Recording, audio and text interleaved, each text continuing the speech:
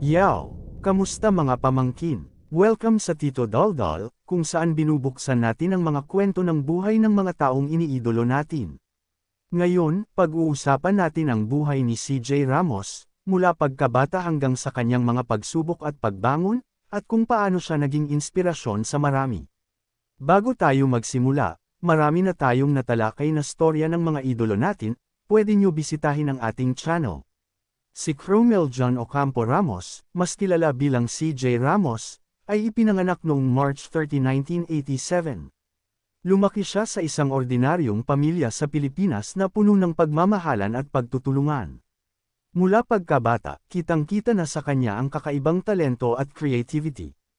Kahit sa simpleng laro sa kalsada, palaging siya ang bida. Kwento ng kanyang pinsan, minsang naglalaro sila sa bakuran gamit ang mga kahon at sticks bilang props, at doon mo makikita ang spark ng pagiging artista ni CJ. Hindi siya natatakot mag-express ng kanyang imahinasyon, at dito nagsimula ang pundasyon ng kanyang talento. Bukod sa pagiging malikhain, natutunan niya mula sa pamilya ang importansya ng disiplina, respeto, at pagtutulungan. Kahit bata pa, alam niyang may responsibilidad siya sa kanyang sarili at sa kanyang kapwa. Ang mga simpleng aral na ito ang magiging sandigan niya sa kabila ng mga hamon sa buhay. Sa murang edad na 3 to 5 years old, napansin ang galing ni CJ sa pag-arte at agad siyang nakapasok sa showbiz.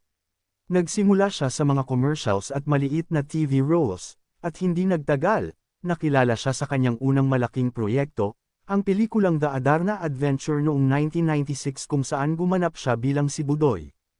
Hindi naging madali ang kanyang simula. Kailangan niyang balansehin ang pag-aaral at ang pagiging bata sa showbiz.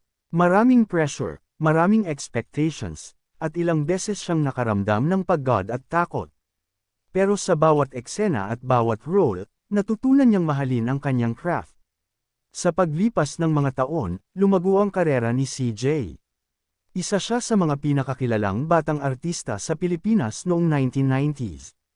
Nakilala siya sa mga proyekto tulad ng Tumbasan Mo ng Buhay at iba pang TV shows at pelikula. Dito niya natutunan ang kahalagahan ng professionalism at disiplina. Sa kabila ng kabataan, seryoso siya sa kanyang trabaho. Nakita ng kanyang mga mentors at co-actors ang potensyal sa kanya, at naging inspirasyon siya sa iba pang batang artista. Hindi madali ang pag-shift mula sa pagiging child actor patungo sa teen at young adult roles. Kailangan niyang patunayan ang sarili sa mas komplikadong eksena at mas seryosong acting. Sa panahong ito, nakaranas siya ng kritisismo at pressure, pero ginagamit niya ito bilang motibasyon para mas gumaling. Pinagyaman niya ang kanyang skills, nakipag-collaborate sa mga veteranong artista, at natutunan ang mga nuances ng pag-arte bilang adult actor. Ito rin ang panahon na mas nakilala siya bilang versatile actor, handa sa drama, comedy, o action. Hindi lahat ng kwento ni CJ ay makulay. Noong 2018, isa siya sa mga batang artista na nakaranas ng malaking pagsubok sa buhay. Naaresto siya sa isang drug-related operation sa Quezon City.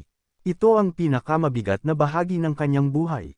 Maraming tao ang nagulat, at marami ring bumasag sa kanyang karera.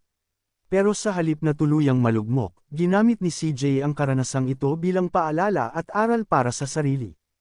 Natutunan niyang mahalin ang sarili, gumawa ng tamang desisyon, at bumangon mula sa pagkakamali.